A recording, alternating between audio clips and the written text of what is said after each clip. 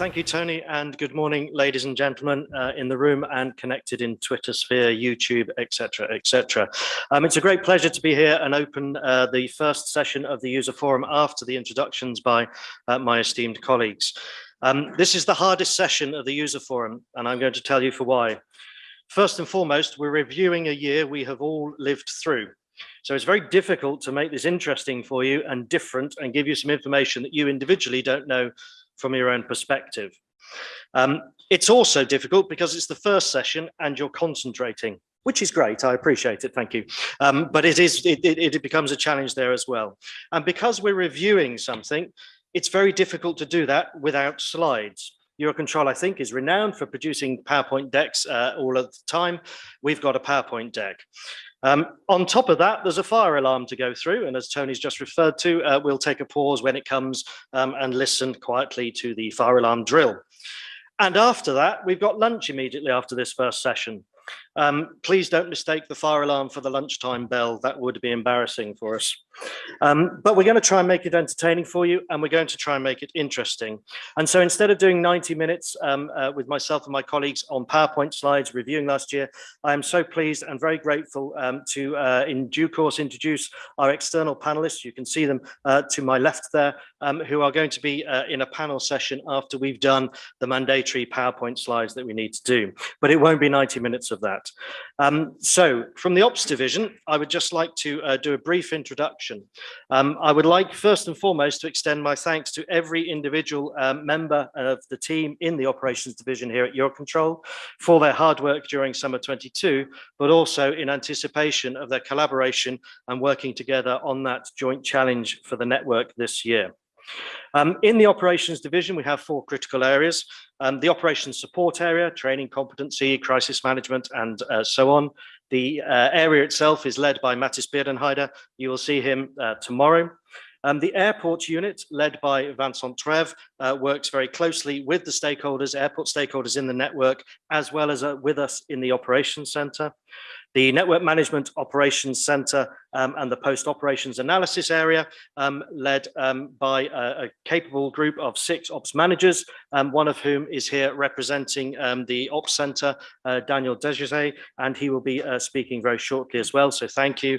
And finally, the Ops Transformation Unit, which is led by Chris Peregrine, helping us in operations drive the changes necessary to go from the systems and the operational practices and procedures we have today in the Network Management Centre through to those we need for the future, as well as many other areas.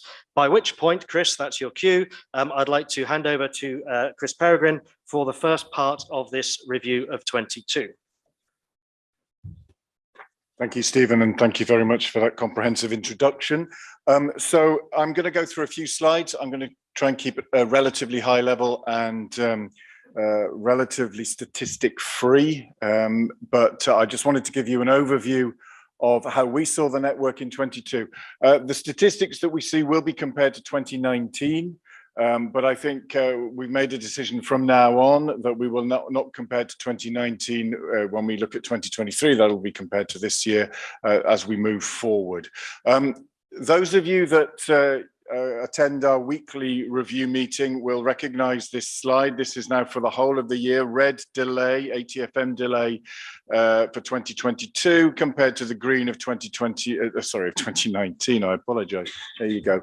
So the yellow line as well represents the traffic. Traffic then, as was mentioned by Jacopo before, over the whole year recovered to 83% of 2019 levels. Of course, there were variations, and I'll go into that shortly. And by coincidence, delay was also at 83% of 2019 levels. And I just want to go through quickly this slide to show how that delay propagated throughout the year. You can see that the beginning of the year up until April, 2022 delay was significantly below that of the previous 2019. Much of that was because traffic was ramping up quite slowly during that period, mainly because of the Omicron variant of COVID had suppressed some of the growth that we were expecting. But once traffic did start to ramp up, you can see that there were various influences on the network and on delay. We had a couple of implementations, one in RAS with the 4-flight implementation. Later on in the year, we've had the beginning of the implementation in Marseille as well. Very well coordinated. We'll have some more details on that later, but it did generate some delay. There were some social negotiations ongoing in Warsaw. You can see that generated some delay up until May when those issues were largely resolved. But you can also see up until June, we were significantly below those 2019 levels. A few peaks during the summer, mainly led by weather. A little bit of industrial action took us above those 2019 levels. But it really wasn't until September that we saw delay in the network going above those levels. And that was mainly influenced by industrial action that occurred in the latter part of the year. But I think it's important to state that although we didn't maybe reach some of the extreme peaks of 2019, the delay was still quite significant. And those issues that were there in 2019 have come back in the network in 2022 and are likely to continue, as was mentioned before. Let's have a quick look at traffic then. As I mentioned, 83% of 2019 traffic, but that varied. As Raoul mentioned earlier on, the Southeastern Europe, the Southeast axis, as we call it, was above 2019 levels over the whole year. But of course, during periods of the summer, it was significantly above 2019 traffic levels. The demand in that part of the network was extremely high, and you can see that reflected in those figures. The southwestern part, the southwest axis as we call it, generally slightly below 2019 levels. But I think, as I said before, it's important to understand that during peak parts of the summer, we were certainly up at those levels and in some cases above. Ukraine from the end of February onwards, obviously was significantly affected and lost all of the traffic. And that obviously had an influence in various parts of the network as traffic rerouted through Poland and Hungary from this more core area of the network, but also Armenia and Azerbaijan took an awful lot of traffic that was rerouting through from Russia into Turkey and beyond, and they had a significant traffic growth as a result. So let's look at delay. You can see in the top left-hand corner there some of the numbers. I'm not going to go through those if you don't mind, because they are statistics, and I have rounded those up in the previous slides. I would like to just point out though that delay per flight was about the same level as 2019, and delay per delayed flight was actually up. So you know, those are the things that are actually affecting the day-to-day flying, and I think that's important to note. The graphic here is representing where delay has increased, those areas of the network where it has increased compared to pre-COVID times. The biggest increase really was in the southern Karlsruhe sectors, where they abut to Vienna airspace and such like Donau, Chiemsee, etc. So that area of the network experienced the highest increases. But as you can see there, some of the things I mentioned before with full flight and some of those implementations, as well as weather in the Balkan area, generated quite significant increases in delay. Delay breakdown, don't worry, I'm not going to go through all of those numbers, but as a quick summary of that, delays in the en route area, ATC staffing actually reduced, but that was more than compensated by the increase in what we call special event and other regulation reasons. Special event was largely those airspace transitions I mentioned before, so the full flight in RAS, Top Sky in Portugal and in the Czech Republic, but an other which in this particular case, because it does rather cover a multitude of reasons, but in this particular case, much of that was due to the military activity associated with Ukraine. And obviously that has caused some congestion and issues in the network. Moving on to airports, it was mentioned both by Jacopo and by Raoul. Airport delay from an ATM perspective did reduce in aerodrome capacity, ATC capacity and weather. Staffing increased and non-ATFM ground delays increased as well. That's now becoming an influence on the network, and Vincent will give us a little bit more information on that in further slides, but I think it's important to point that out at this stage. The next slide, and one of my final slides, looks at delay per flight, as we mentioned before. So there's the figures there. I think it's important here. The takeaway from this slide is that delay has come back. We are at many of those pre-pandemic structural issues are still there. ATFM delay is higher generally at the weekend, both in en route and in airports. Pre-pandemic capacity issues, as I say, Karlsruhe, for example, is still an issue. We had strikes returning from September onwards. I'll come back to that shortly. Gatwick, Tel Aviv and Amsterdam had the highest ATFM delay, but again, exacerbated by the ground issues there. There were some positives though, and I think it's important to point those out. Most ACCs had very low or zero delays. Where there are problems, they're concentrated in a small area. Small number, should I say, of ACCs and ANSPs. The Greek airports, which historically have been a significant problem in the network, have increased capacity and are reaching network average levels of punctuality. So there are positives to take away from this as well. We mentioned volatility. I'm not going to try and explain all of the details on this slide. There are many, many contributory factors to volatility, and I think we'll discuss quite a lot of those throughout the 2 days. But some of the contributory factors that are specific to ATFM, but by no means comprehensive, regulations and regulation modifications. So whenever we modify a regulation for whatever reason, of course, that means that we recalculate all our slots and resend out slots. That causes predictability and volatility issues, and that increased by 11% this year. Slot revision messages, so all of the updates that happen, so we recalculate and we're sending out 25% more messages per regulated flight. Now, that is not just because of changes to regulations, it's changes to flight plans that come from the aircraft operators for any number of reasons, but they are most definitely contributory factors. And they increased quite significantly over 2022. I think the other thing I'd like to point out is that actually now we have much more accurate data.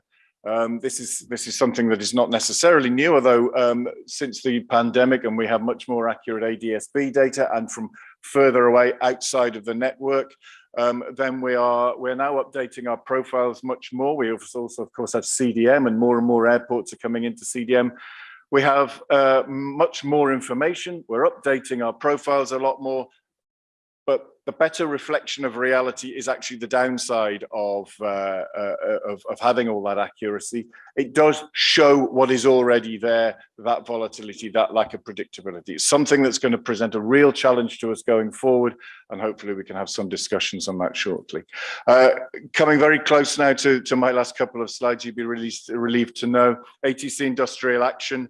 You can see the difference in delay there.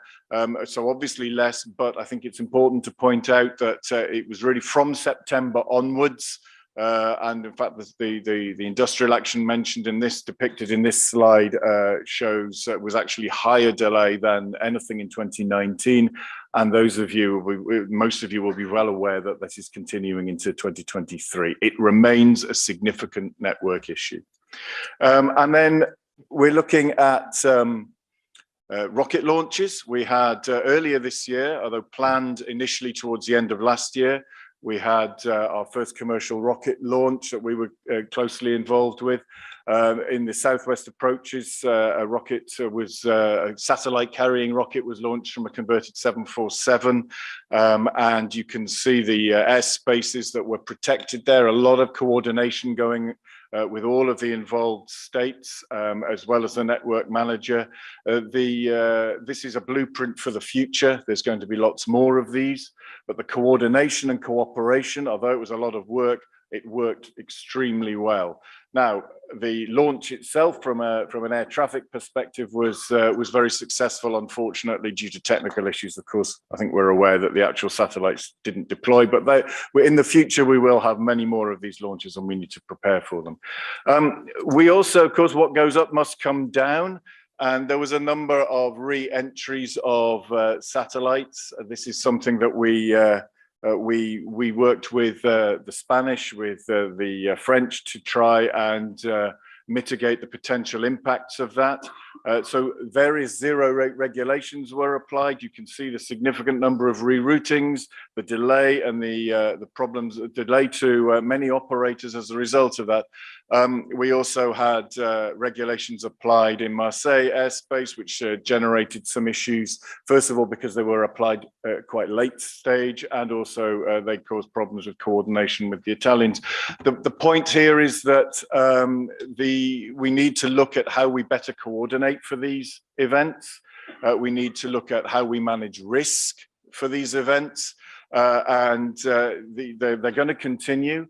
We need to look at who owns that risk, and in fact, whether or not ATFM measures are the most appropriate way of handling this these sorts of events, particularly as in fact most of the debris ended up in the Pacific Ocean and nowhere near Europe. So these are things that we need to address as they are going to become more and more of an issue. These are obviously operational issues, and I think that gives me a very good chance to introduce Daniel Desjahets, who's going to give us the NMOC or the operations view going forward. Daniel. Yeah.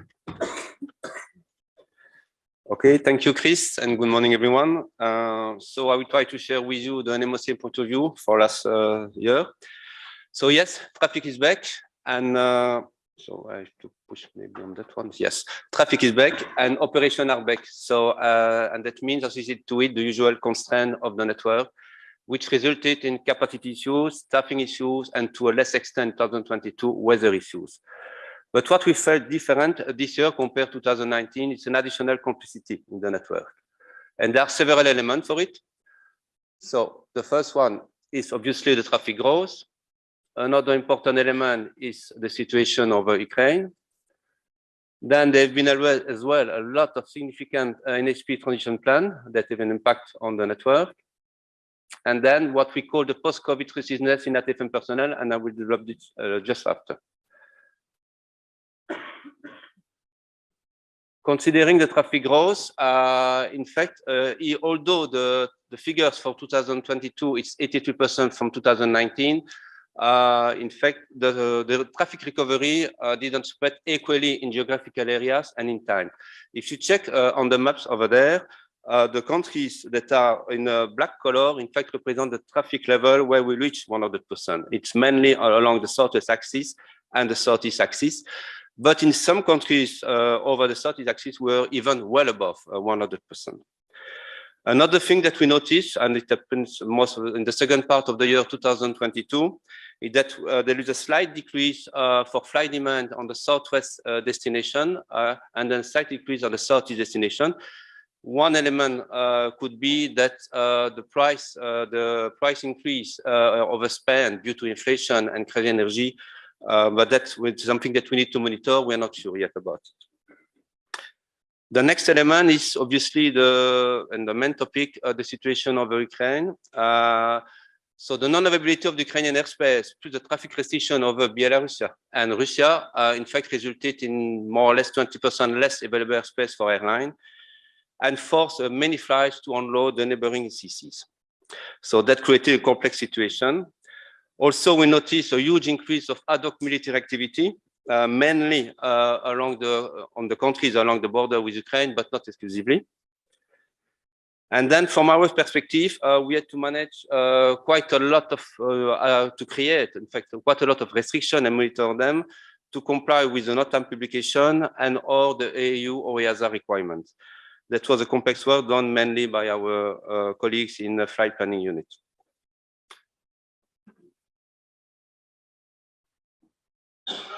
So, as mentioned previously, there have been quite a lot of NSP transition plan, the 4 flight in Reims and Marseille, and then, of course, as well, the Top Sky implementation in Prague and Lisbon.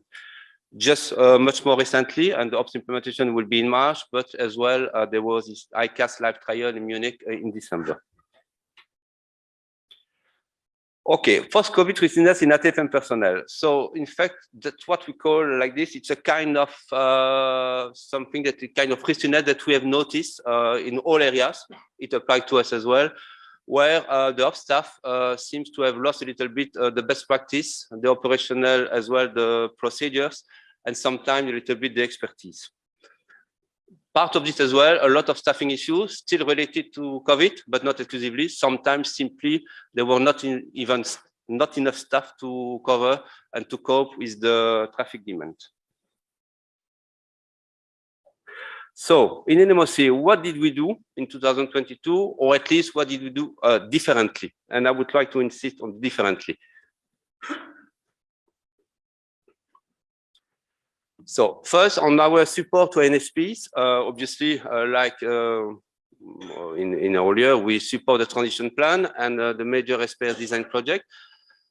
Just an example, the pre-validation exercise. So it's a service that we offer to NSP so that they can anticipate any operational issues before they act by pre-validating the data with our systems.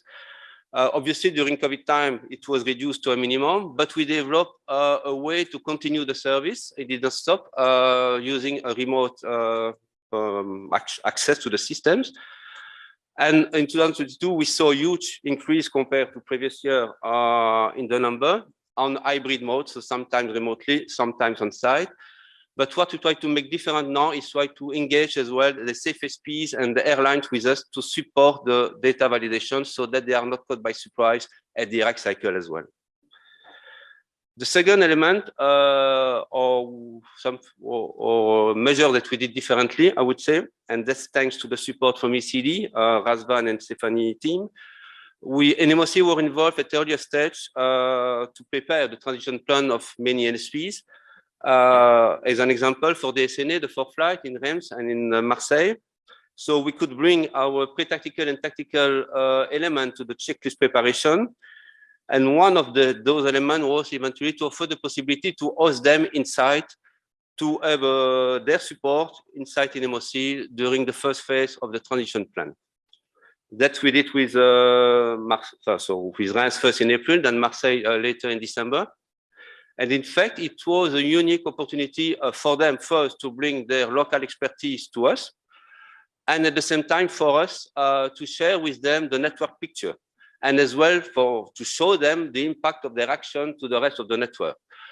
So just to give you an example, when we did it in Reims, so for the 2 weeks in April, we were working side-by-side position, and during the first 4 or 5 days during the implementation, we managed to exclude or improve more than 150 flights per day.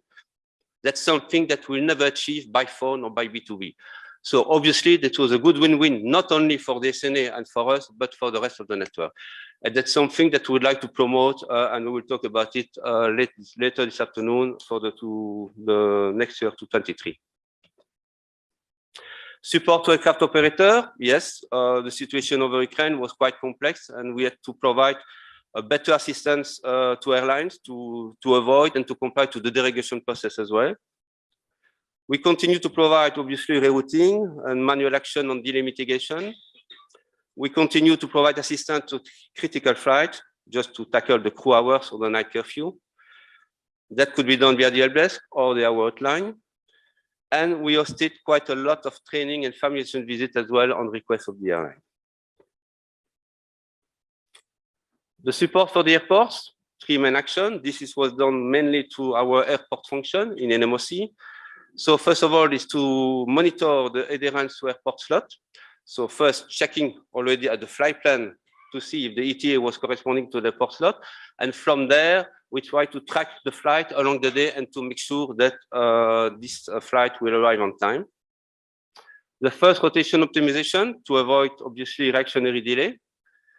And then a good assistance to night curfew. So we identify already in the morning what could be the potential flight entering into a night curfew. And then from there, we are taking the tail number, and we already track the flight from the earliest rotation so that we can make sure that it will arrive on time. Finally, the support to military units. It was there was a big increase of military activity this year.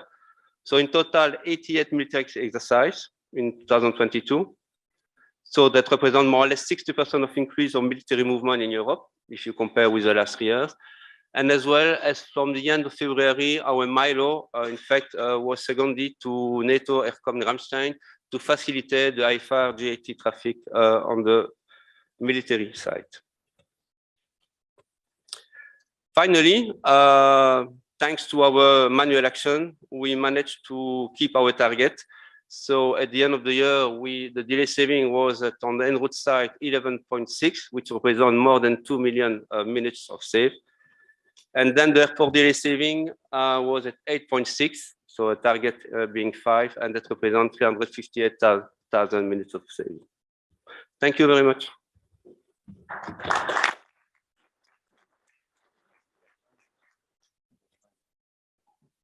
Thank you. I will just give try to give a quick overview, and as introduced by Chris earlier in the presentation. Clearly, we all know that we saw that in the press, we saw that in the report, we saw that in the CODA code we received about delay, that the airport was one of the issues during the network last summer.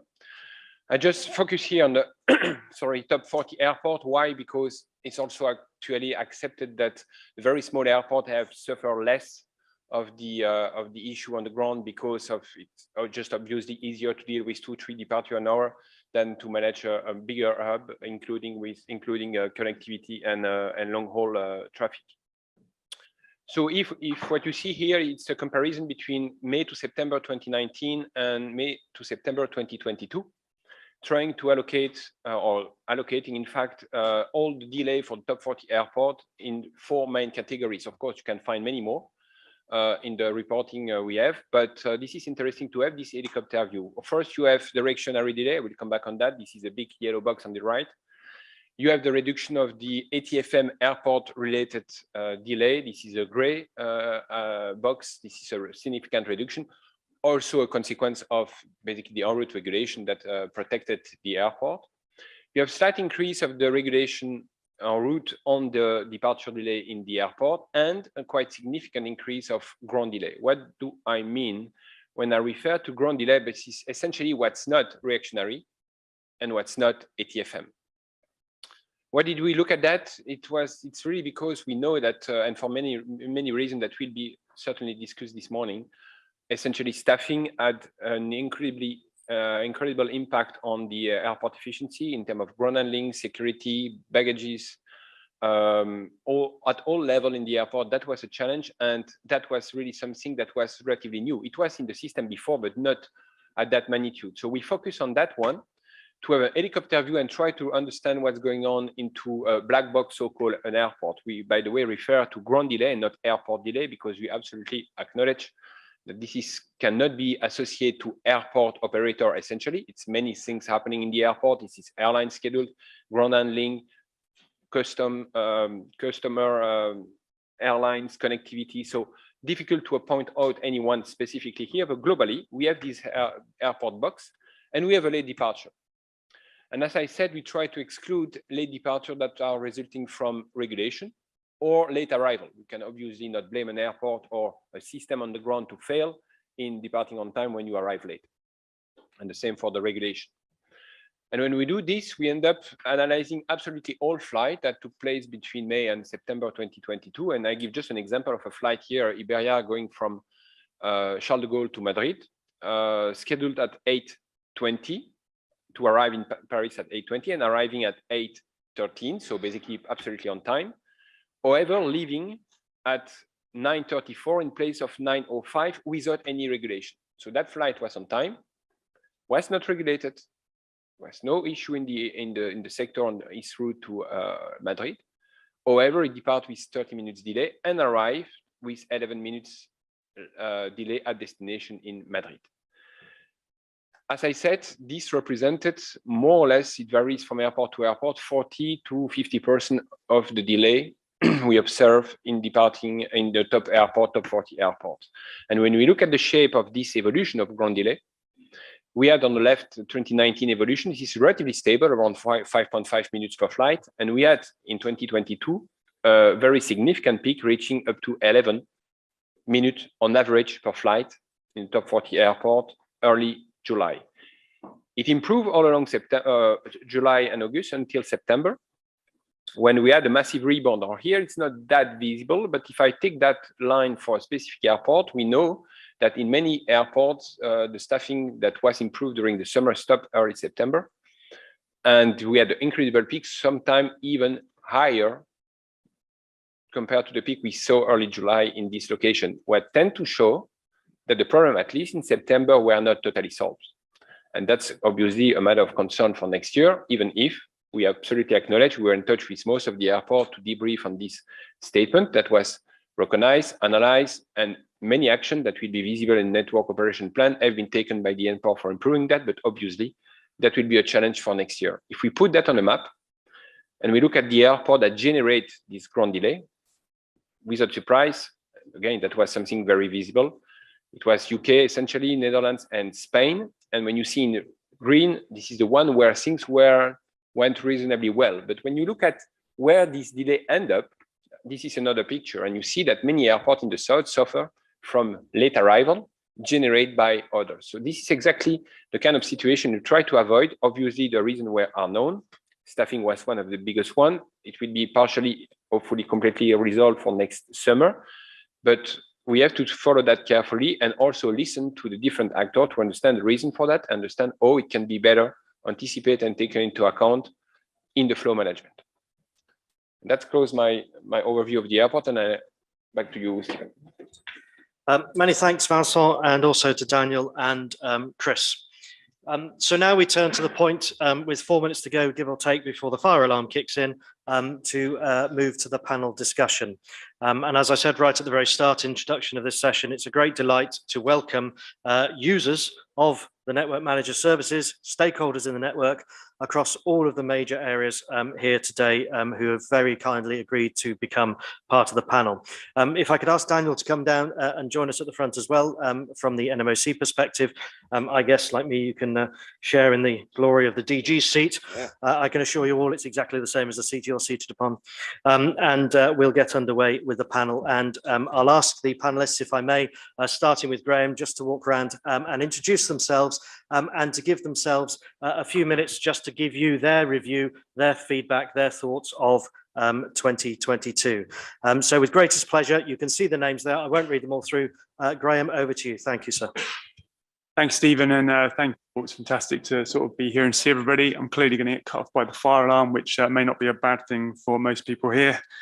So I head up the aerodrome at Gatwick, and so I may have been there sort of just over 3 years. This certainly was a steep learning curve this summer, as we sort of heard about many of the things that have happened. And then, as you saw from the slides presented there by Chris, and I'm sure many of you have seen the report, Gatwick doesn't feature in the best of the top 20, and it's certainly not a top 20 that I plan to be on next year, which is clearly where lots of value of this session over the next 2 days come in. So yeah, to the point around some of the learnings for from summer 22, or what we saw, as already mentioned, I think Daniel mentioned the rustiness aspects.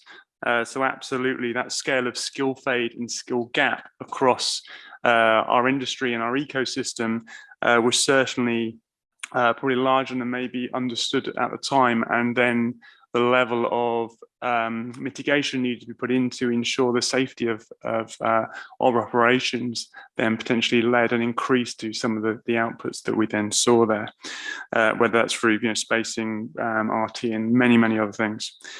Also, the resource piece has already been referenced, whether it's resource and the challenges of resource within our local ANSP provider, and how that then in what ways one aspect of challenge. And then with the first wave, as was also referenced, as being absolutely critical to a day with an airport with a highly constrained single runway operation. Actually, when you don't start off and get starvation at the start of the day, it clearly has a wider knock-on impact through the rest. So again, that first wave being critical to us as it is to many, and what's already been cited in the room. And then the last thing for me of the three was really ground handlers, and how the impact of the ground handling is a strategic sort of weakness potentially for us as an airport, especially in the way that it's set up in the UK, and actually a better focus on that in the years ahead. So I beat the alarm, so hand over to Andreas Berlin. Thank you, Graham. Andreas, welcome. Thank you, Stephen. Good morning, ladies and gentlemen. Thank you for inviting us. Graham, you makes me, it's difficult because you said everything. We have the same issues, but I think I should start with some figures, and now you should be strong. Listen to some figures. What happened in Berlin?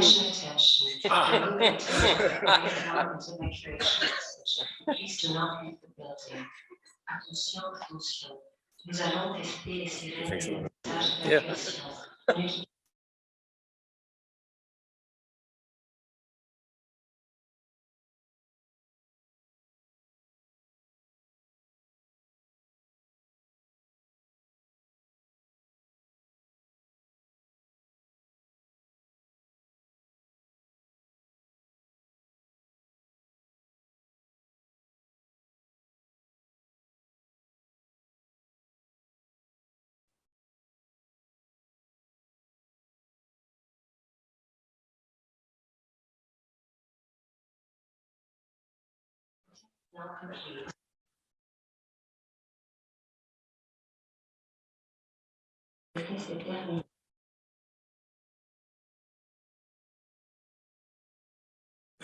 Thank you very much, ladies and gentlemen. Let's return to the room. And what a wonderful way to grab everyone's attention. Andreas, back to you. Thank you, sir. Thank you, everybody, to staying in the room. What happened in Berlin last year, it was not one of the best years of in Berlin airport history.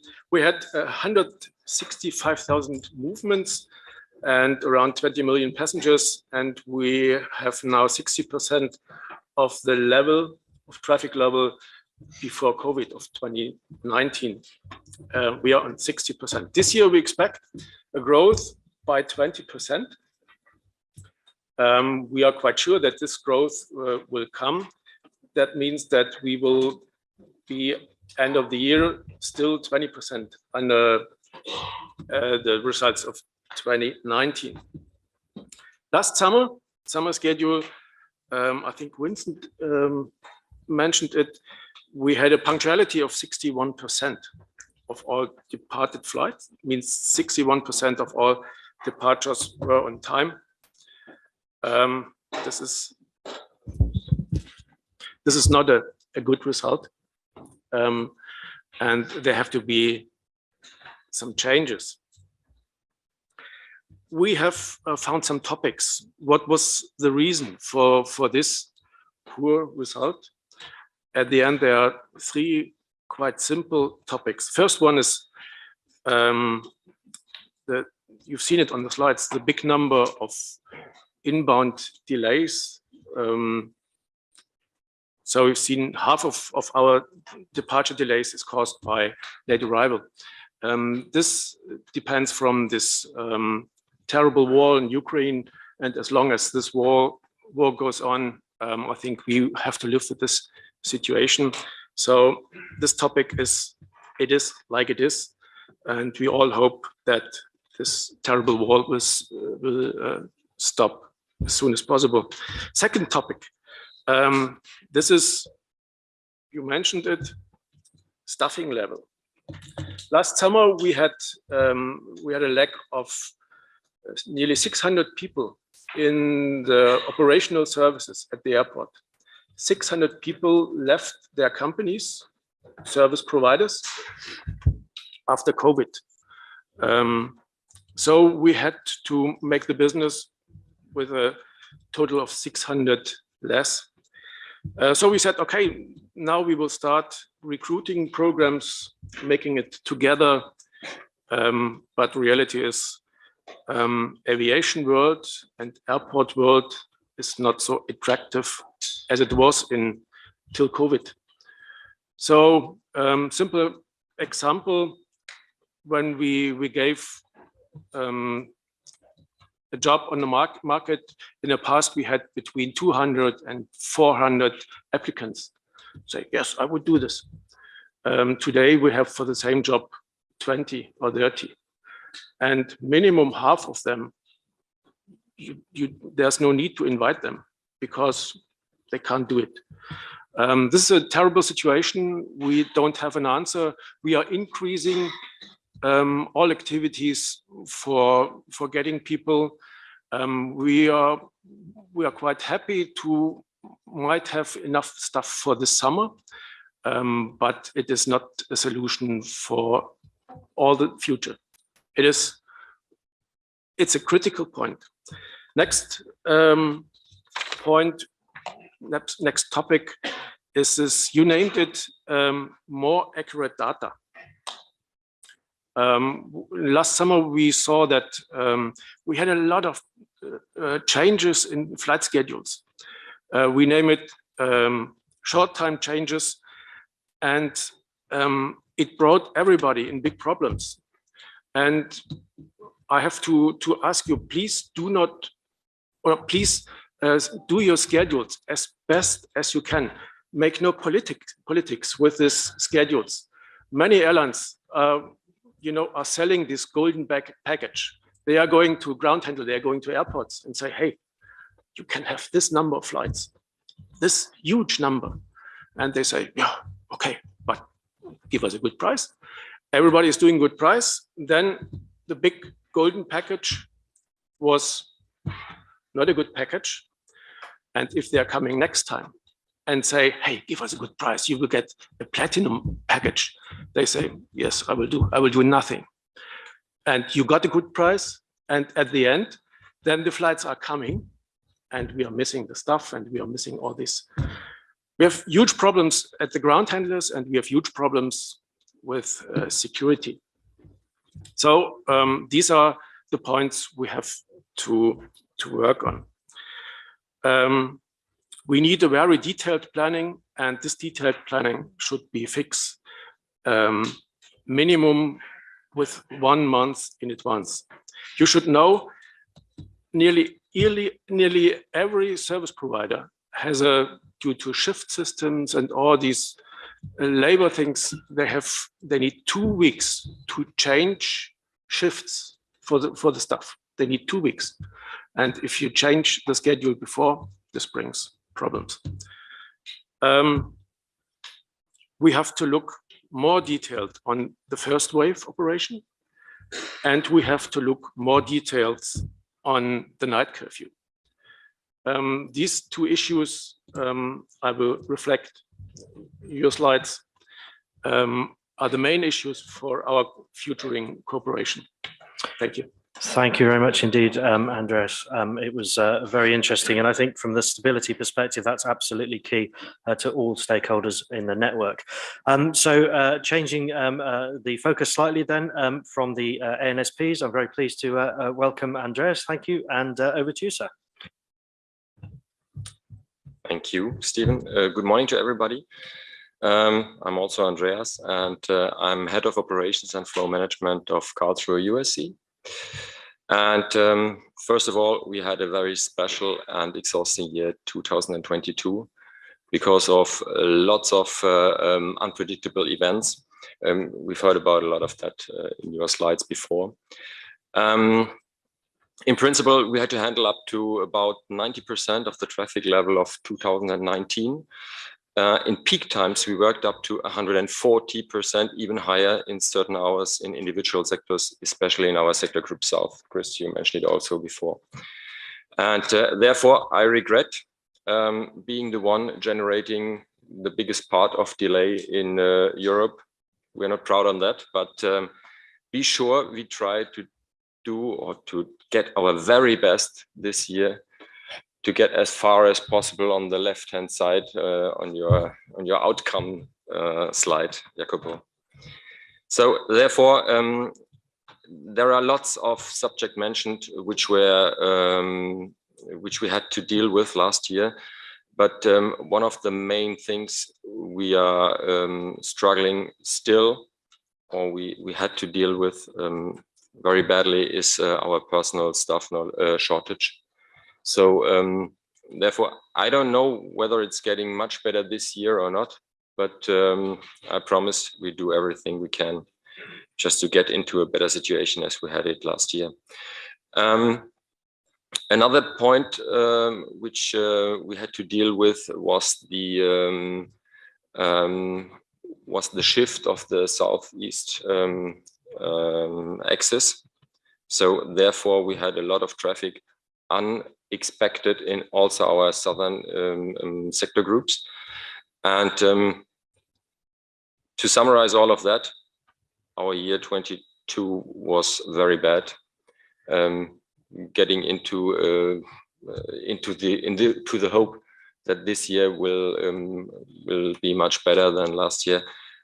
We'll come into more details later on when we are talking about 2023. And for more details, I'd like to pass later on to my colleague. But first of all, thank you for your audience. Thank you indeed, Andreas, not only for the information, but also the honesty there as well. It's very much appreciated. On to then Yolanda, known to many. It's great to see you again, and thank you for joining us. Over to you. Thank you, Stephen. Thank you for inviting me to this panel and to be able to share my views and my experience. I am the head of the Traffic Flow Management and Airspace Management Division at NAIRE, and this position allows me to have been involved in many related matters that involve ATF and ASM synchronization.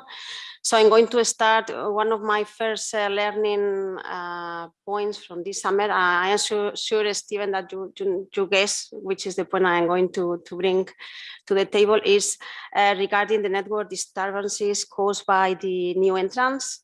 I was lucky to be involved in both of the events that have been mentioned so far, the Virgin Orbit launch and the debris, the Chinese debris rocket. So I think the lesson learned here is, well, the key word is network. Network vision, network approach, and proactive role of the network manager. One of the main functions of the network manager is precisely to direct all these actions in coordination with the air navigation service providers, of course, but to direct these actions that trying to mitigate these bottlenecks, irrespective of the reason. We have seen in the slides that the staffing issues, whether bottlenecks caused by industrial action or transition plans. And this is a new cause of a bottleneck, but it has to be addressed in the same way. We need this network approach. It is already here, and we need to be prepared for it. So I think this is my main learning. And well, regarding our performance as a navigation service provider in this summer in NAIRE, we had been in the right side of the line. But I would like to bring here to the table another point is that our planning as air navigation service providers depend very much on the reliable predictions, as Andreas has mentioned, for the airports. So these predictions in both in the strategic timing when we prepare our network operation plan, and when we use the 6 weeks rolling knock provided by the network manager, we depend very much on them. We cannot improvise a capacity plan for next summer if the prediction is increased in a 15%, as it is going to be for next summer. So our performance is very much dependent on these predictions. And of course, we have to be also scalable and flexible in the tactical operation. This is what we have tried this summer, and we use our management staff to cover positions when we had these unexpected traffic peaks on the day of the operation. And we have implemented new traffic flow management tools. We use now occupancy to be more flexible and to use these more dynamic configurations in the control rooms.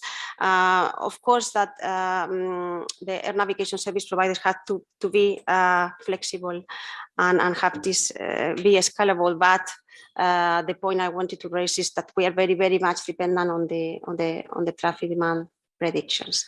These 2 points were the ones that I consider more important from last summer. Thank you very much, Yolanda. Very welcome indeed for the feedback.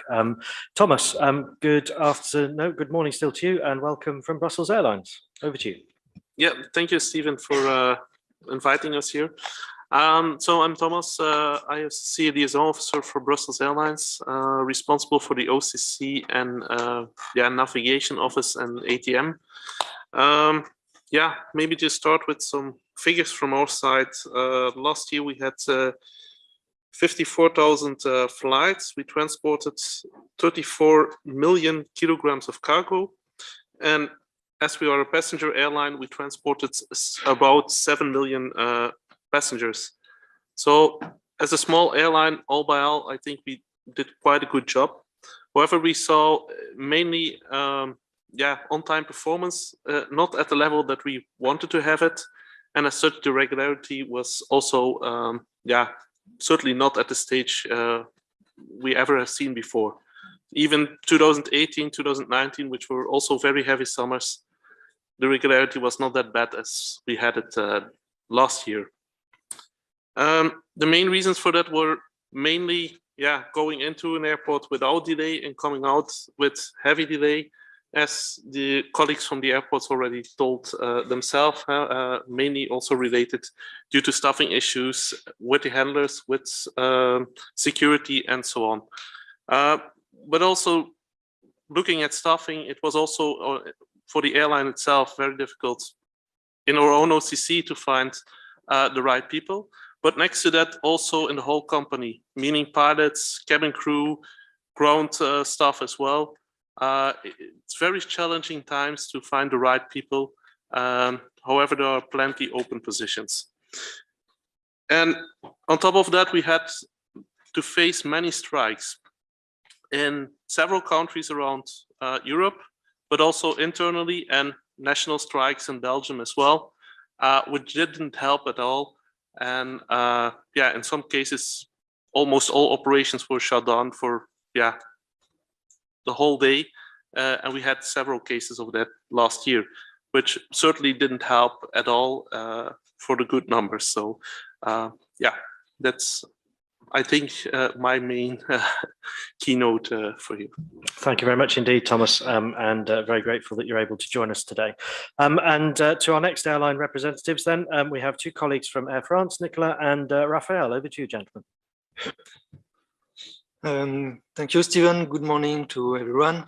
My name is Nicolas Galtier. I'm the head of ATM unit at Air France Operation Control Center. My role, of course, is to manage the ATM dispatcher team, and our common objective is to reduce the impact of ATFM delay on Air France operations. I'm also involved in projects, protocol management and post-ops analysis. And so I'm going to share some analysis about last year. 2022 was good or not too bad year if we consider the ramp up of traffic. But of course, in terms of delay, it was a hard year. The total ATFM delay for Air France was lower last year than 2018, but higher than 2019 during the summer period, which is a bad result for us, despite lower traffic. The main reason was weather, with 31% of the total ATFM delay, mainly on the en route part. This represents exactly the same amount of minutes than in 2019.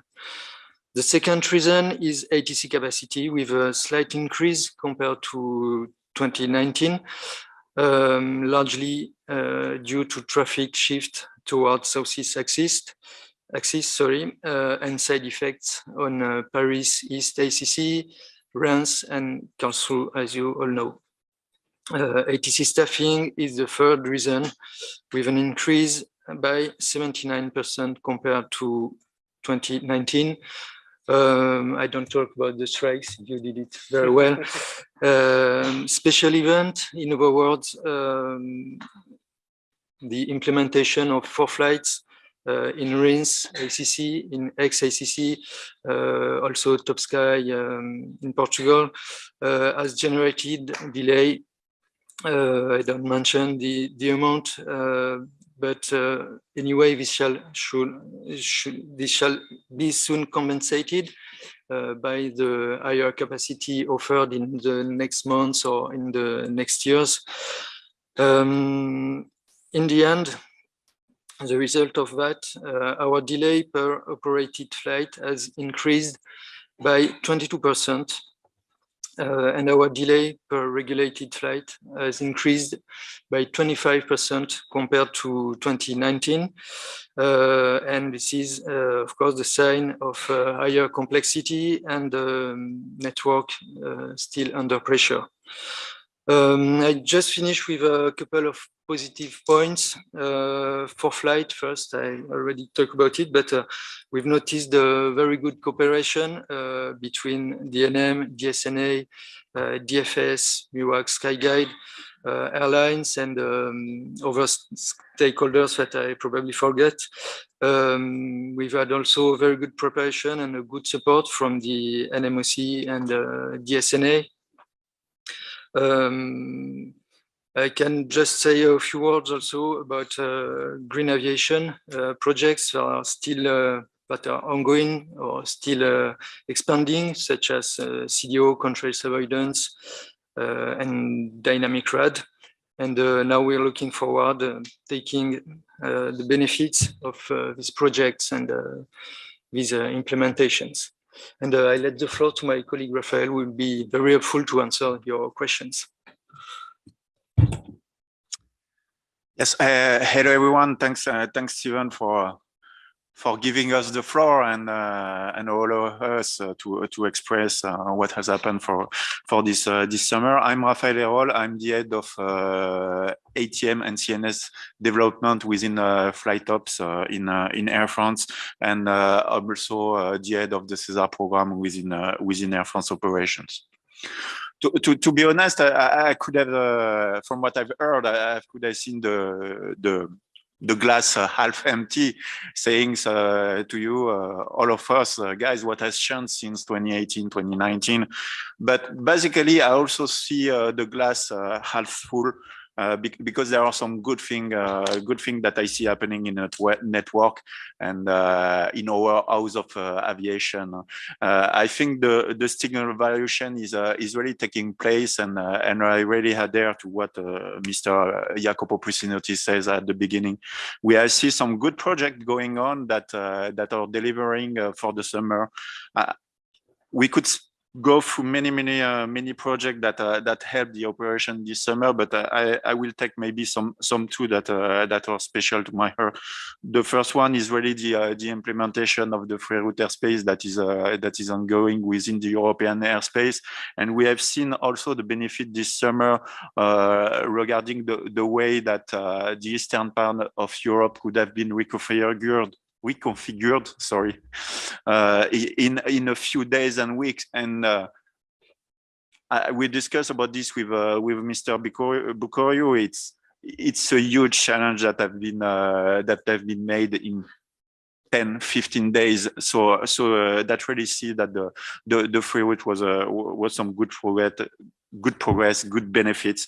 It is also a good collaboration with France and DNM with the people supporting us with the development on free route in the west part of France.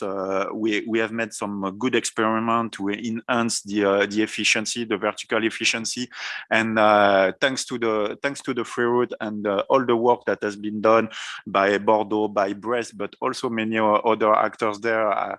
I see our liaison in DNM that is doing a huge work. We have seen some great benefits going on to enhance our environmental efficiency and be much more efficient, because everybody speak about capacity, about delays, etc. The environmental pressure is quite huge, and we have to keep it also in mind. So free route, those developments are very good. We are still at the beginning of the journey, and I really hope that we will see the cross-border free route going on, and especially in the core area.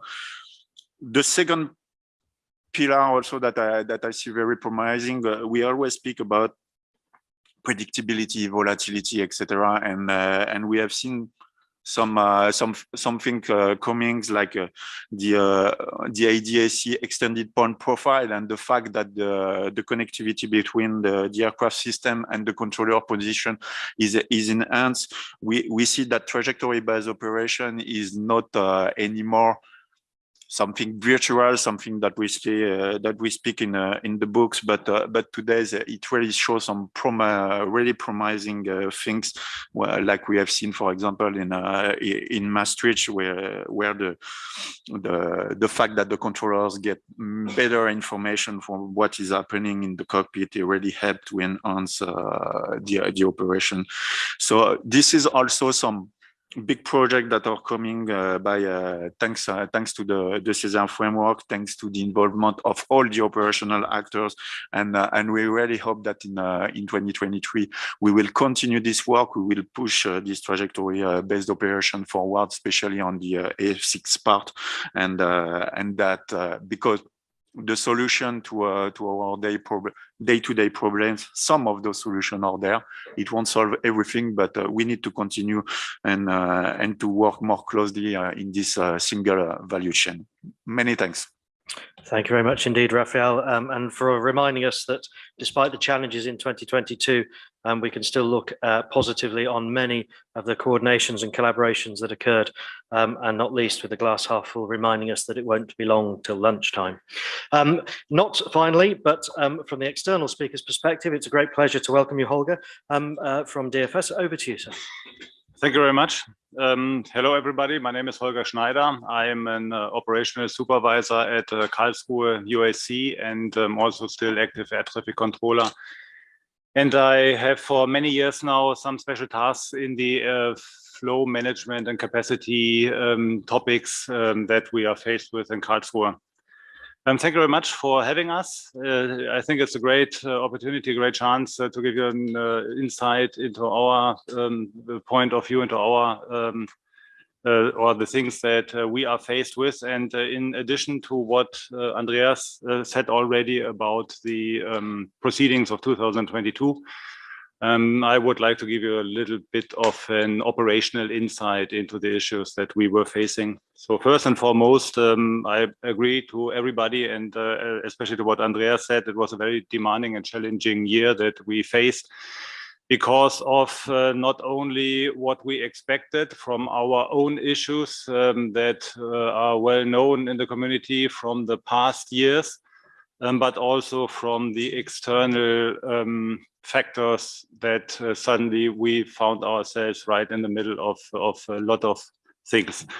Not only the technical implementation in France, which was just a shifting of the RAT measures. We were prepared for this, but then we had the military issues. We had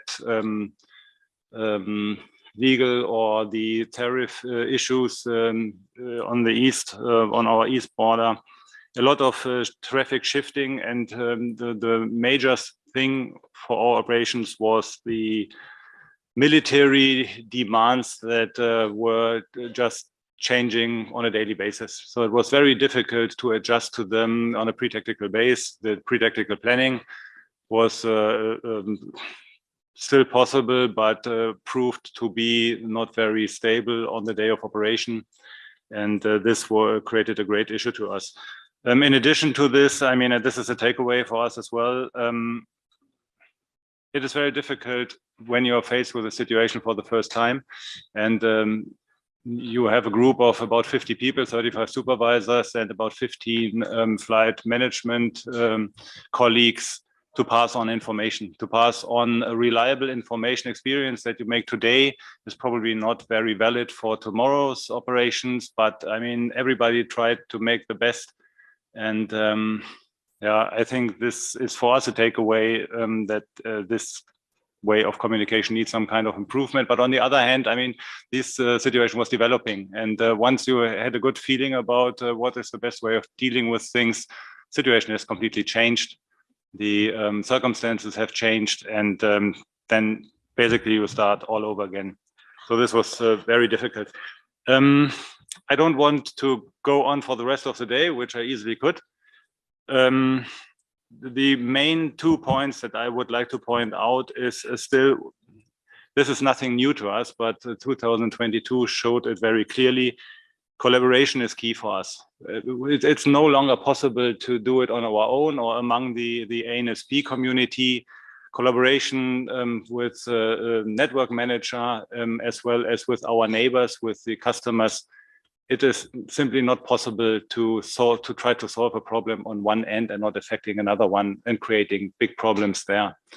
And a big hope for the future would be that the measures that we initiate would be more coordinated.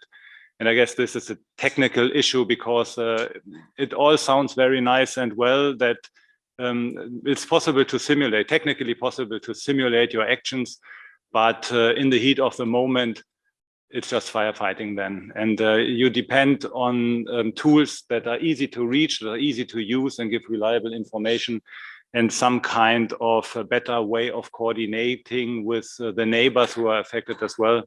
And probably, and we have seen this in Zarat, sometimes it takes someone with higher authority to say, and this is the way we go.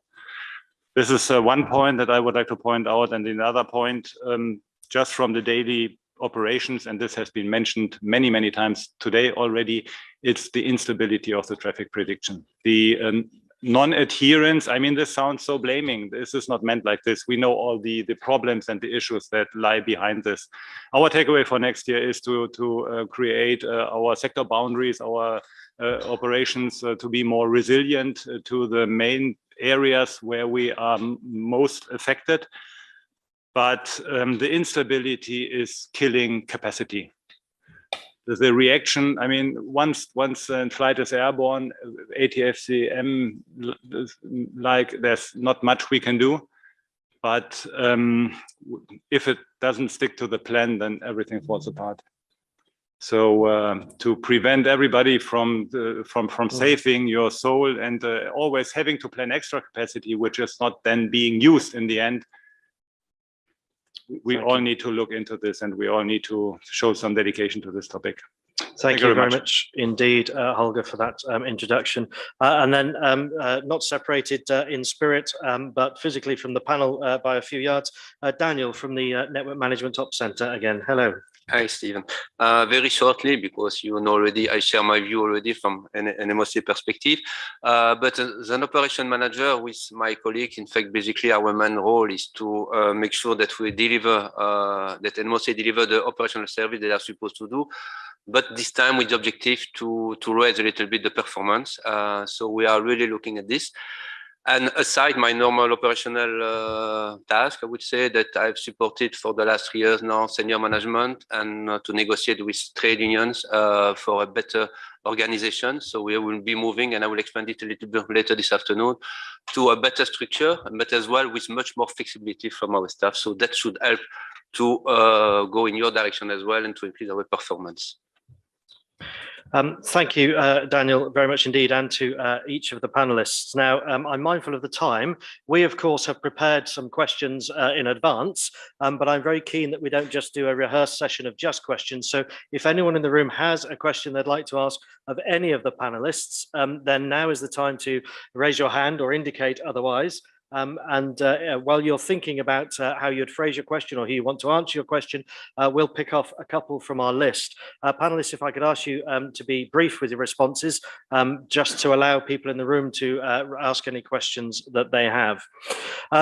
Andreas from Berlin, you raised a question around the effects for an airport. It's not just Berlin, it's every airport in the network, where the agility of airlines in their schedule with the bounce back from COVID has caused repercussions.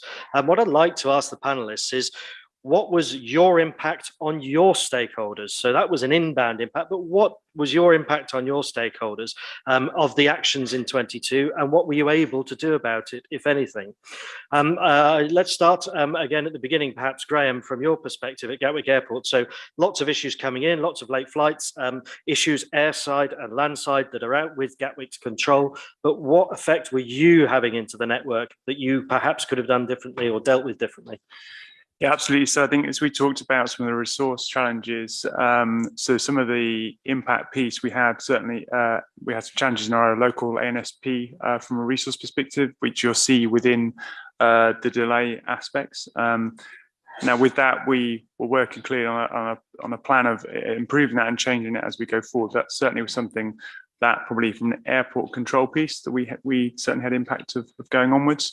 But then I think the other side, from a positive impact perspective, one thing that within Gatwick did work well is the security aspects, and some of the other pieces worked very well there. And it was very much that ramp activity and the flow that was one of the biggest challenges. Thank you. I'm going to continue down the row so that the panelists can understand when they'll come next in the question. So Andreas, same question to you then. We heard the inbound effects. What about the effects that the issues of staffing caused for your stakeholders? What we have done is we installed a weekly meeting with all stakeholders where they are reporting about staffing level and changes regarding last week. So we have the whole community has a very clear picture of what happens, who is effective, who's hiring people on a good way and who didn't.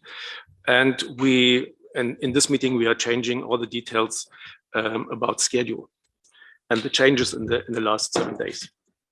Okay, it's quite effective. Thank you. Andreas, did you want to pick this up or leave it for Holger in a minute?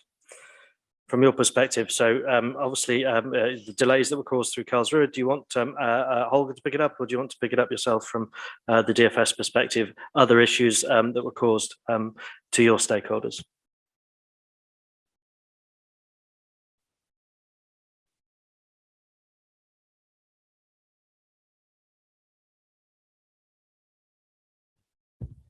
Okay, Holger, would you step in for a short while, please? Thank you. Yeah, no problem. Okay, so I mean the impact of the delay for stakeholders is obvious. So no need to talk about that. The measures we took to mitigate, we have plenty of measures undertaken, but still the point is that basically the system that we are operating in is too rigid to dynamically react on traffic shifts. And I think this is a big issue.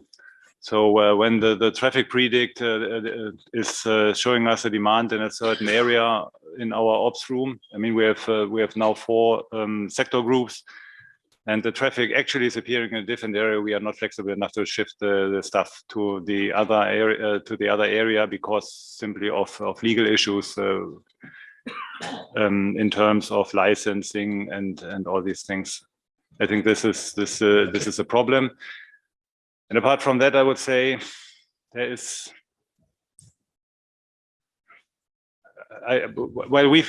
we just feel driven by the events. That's the thing. It's too rigid, and actually the rigidity of our framework doesn't match the flexibility of the area, the demands around us. I think this is one of the major points.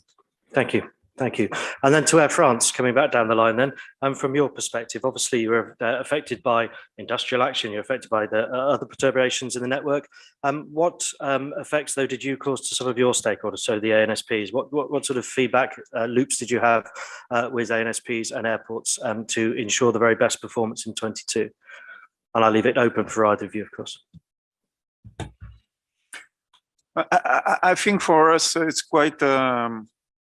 what we try to do is to get ready to give as much as predictability as possible, but keeping in mind that our time frame, like Holger just said before, our time frame is not the same. Basically, we are actually in a system that is much more agile, so we could give the predictability of 6 weeks, but 6 weeks to in the today framework to rearrange an NSP, I think it's quite difficult, even impossible.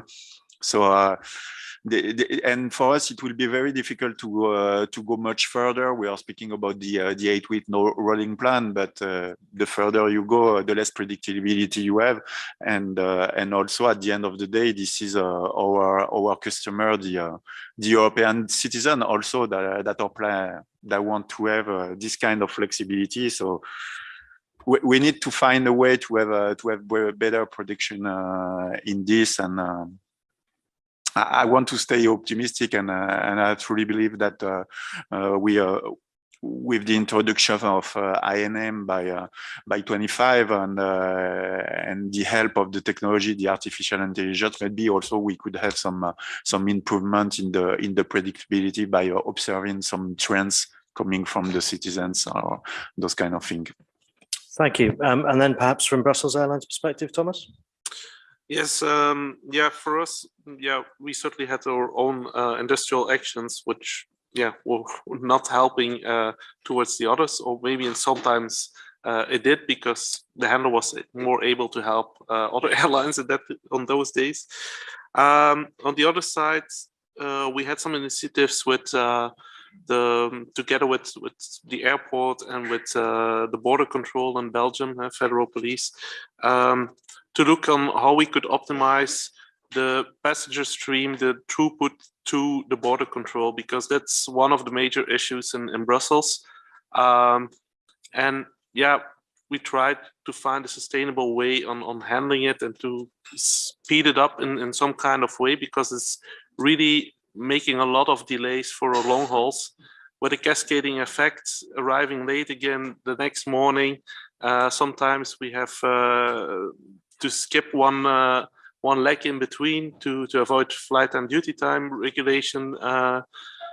So it makes things very complex, and also the feed from other European airports with heavy delays towards Brussels, then passing border control again, picking up some delay, which ends at long haul departures, which are we have seen it on certain days an on-time performance of less than 40% for the long haul flights, which is really terrible.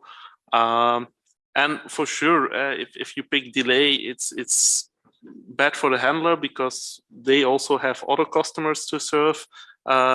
It's bad for everybody at the end. The stations outside of Europe as well, they expect you at a certain time. They need to ask their staff to remain 2 hours extra just because that one flight is about to arrive. So at the end, it's a give and take, but if you only can take and not give anything too much anymore, the flexibility goes as well with some stakeholders. So that's a bit thing from our side. We try to find the best way possible forward, but it's very difficult. Okay, thank you. And Yolanda, from your perspective in ARE, what were the effects that you had on your stakeholders with your actions in 22? Well, regarding the staffing, we are recruiting. We started last year, and we are continuing with this to reinforce the staffing levels in all our ACCs. Apart from that, we have negotiated a new agreement that is about to be signed, in which we try to be more flexible and which the on-call duty services can be activated based on the -1 based on demand. So I think we are going to be more flexible with this, and of course we are working in our capacity planning, even though, as I said before, we are very dependent on these predictions, and predictions now are higher than expected. We are trying to implement for next summer quick wins, see some kind of projects that are not so complicated to develop in order to increase the capacity in our sectors. Okay, thank you.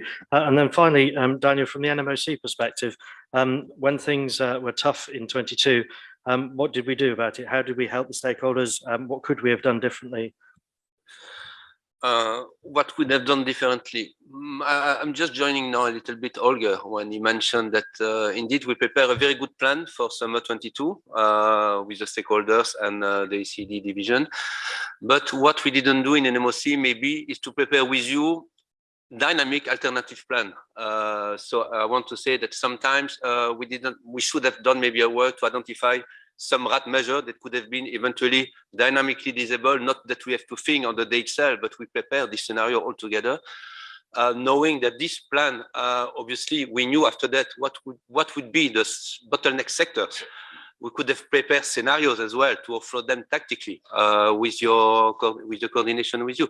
So there are many things that we could have done better. As well, I don't know if you felt it as well, but we have started a massive succession plan in our ops room, and we have a lot of new people, new trainings. So I think this year, and a lot of conversion training course as well. So I hope that we are still delivering a good service, but we are trying to do our best to, in fact, to put the level a bit higher. But that's we need to go, because in 5 years' time we will lose a lot of staff. So we need to go to this step. So yeah, patience, please. And for the rest, for the positive point, I think what we put in place last summer for the 2 busy weekend with Karlsruhe and DSNA to bring together colleagues from Karlsruhe and colleagues from DSNA. And there was even this EU Met forecaster as well from the Meteo. I think it was a very good initiative. And we would like to reiterate this in a more permanent, on a rotation basis, of course, for everybody, but in a more permanent way to support any special event, basically. Now I'm looking to Yolanda, where we start with the CASA occupancy trial. You are more than welcome with your colleagues eventually to come on site as well and to see from this perspective as well, so that we can work together a bit more to this. Thank you very much indeed, everyone, for the question answers. So I give one opportunity now to the people in the room. Should anyone wish to ask a question of any of the panelists, now is a perfect time to do so. Jeff, thank you. This isn't planted, but I appreciate the interjection. Over to you, sir. Thank you. Good afternoon, Jeff Kingston from EasyJet. I think I speak for myself, but potentially others in the room that could be forgiven for thinking we've just gone back in time to 2019, listening to some of the points raised this morning. Some of the words that stick out are stability, stick to the plan. There are also words that mean inefficiency and non-environmentally friendly. Now, regularly I get technology providers knocking at my door with solutions for improved flight efficiency. Primarily those are in-flight technologies. So service providers in those areas have got technology ready to go today that can help deliver on EasyJet's and other airlines' sustainability targets. It can also help the network sustainability targets. But we're still in an environment where I can't use those necessarily because I'm being told to stick to the plan and stay stable.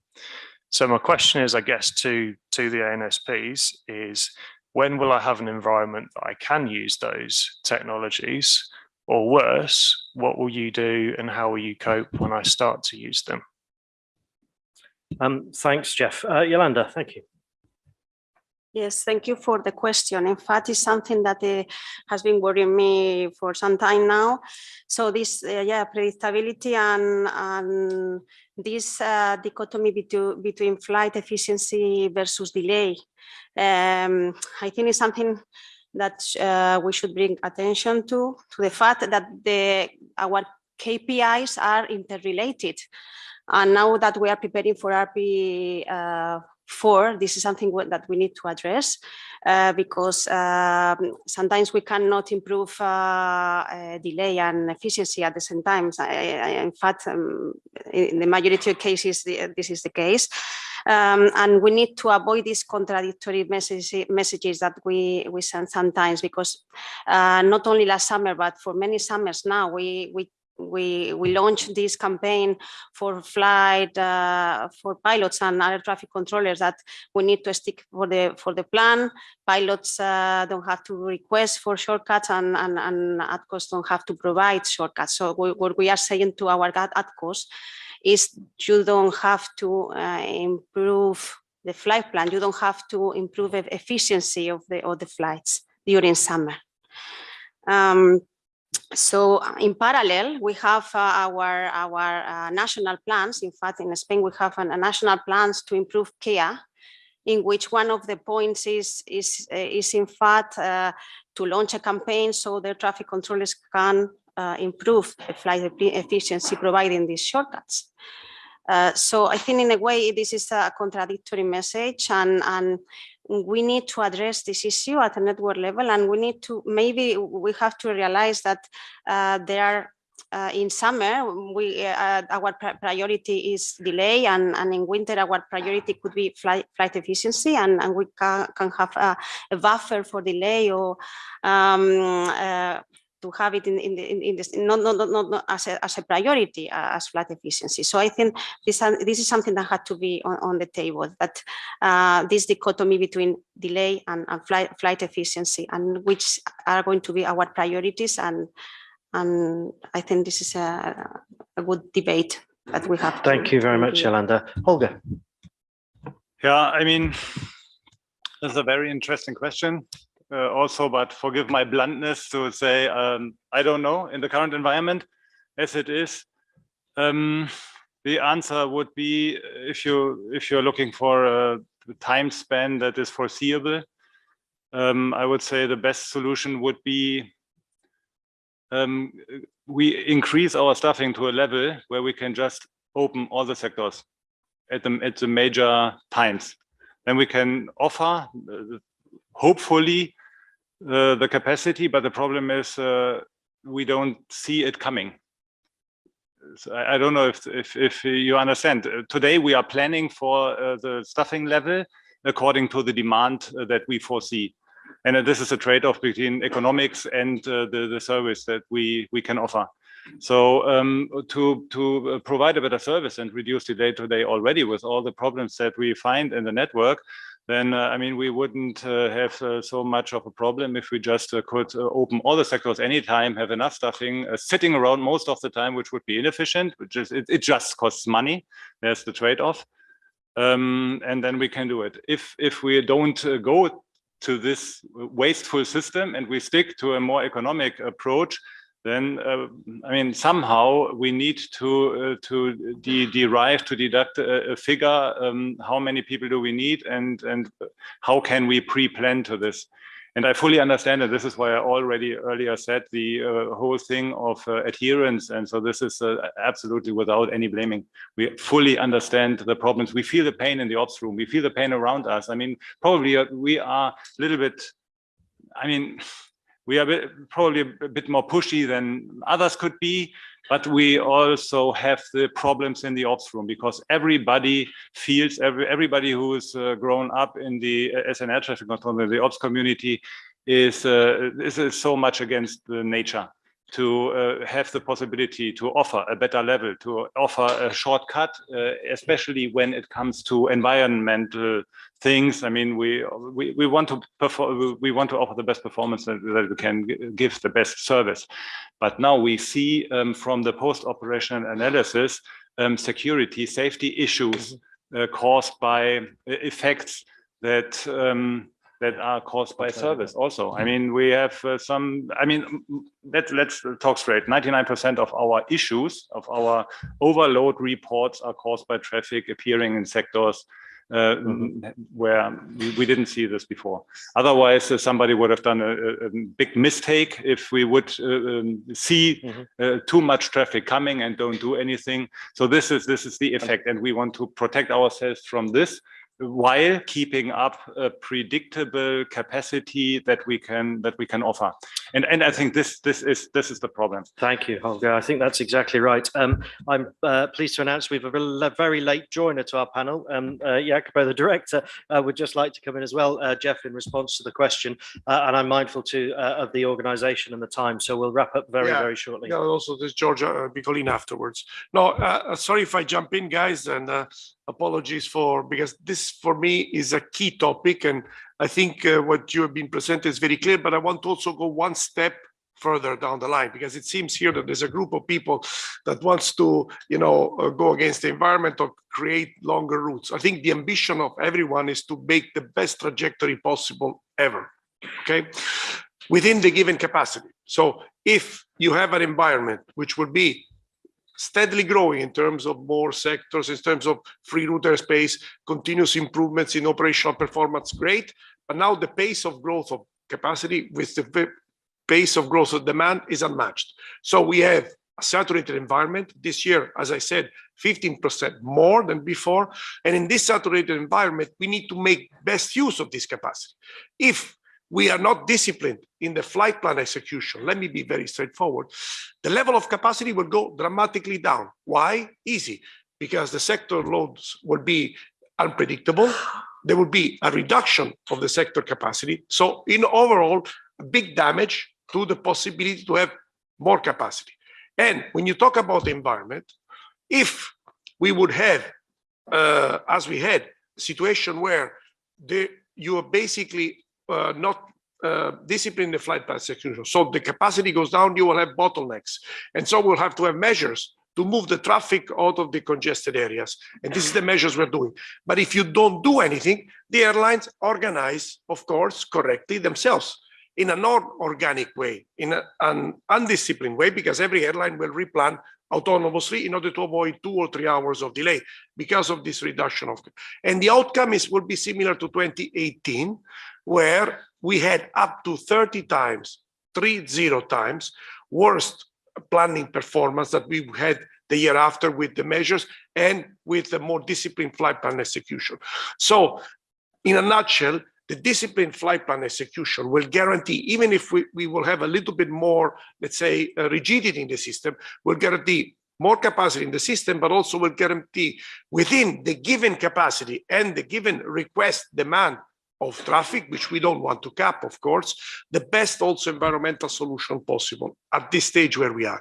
And of course, I fully follow your point that all the endeavors need to go to a strategy to improve this flexibility, this capacity, and this will only come with more investments, with new systems, which we're all struggling. And when I was talking this morning about accelerating the deployment and improving this value chain performance, it's exactly in the light of recuperating the gap between the demand and the capacity that needs to be provided, which is not, again, only an NSP issue, it's a wider issue than only the NSP. Thank you very much indeed, Jacopo. Again, mindful of the time, I think, Guido, if I offer the audience one more question, you'll lynch me later. So perhaps we should draw it to a close. Oh, sorry. Did we have a comment? Oh, sorry, George. Yes, sorry. Thank you. Over to you. So thank you, Jörg Piccolin from Lufthansa. Perhaps I think we can't approach this topic so monodimensional. We can't say we have a season where we look on delay and we have a season where we look on flight efficiency. I think we need both at all times. The pressure on airlines is immense to fly more efficient. We just can't ignore it for a season and say we look on delay. We have to look at both sides.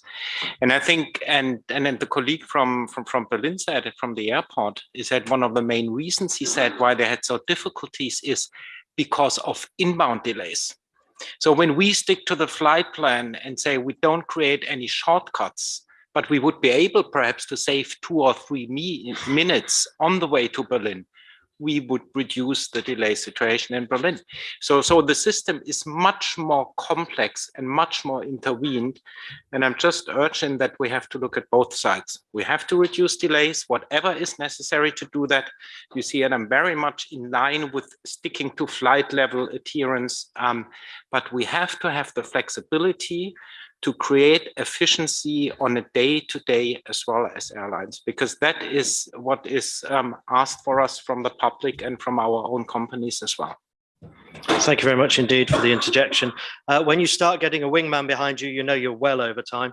So I'd like to thank all of the panelists for their time, not just here this afternoon and this morning, but also in the preparation, and my colleagues for their interjections and presentations. I'm really afraid it is time to go for lunch, but we can continue the conversation over lunch. What a way to start the forum, and thank you indeed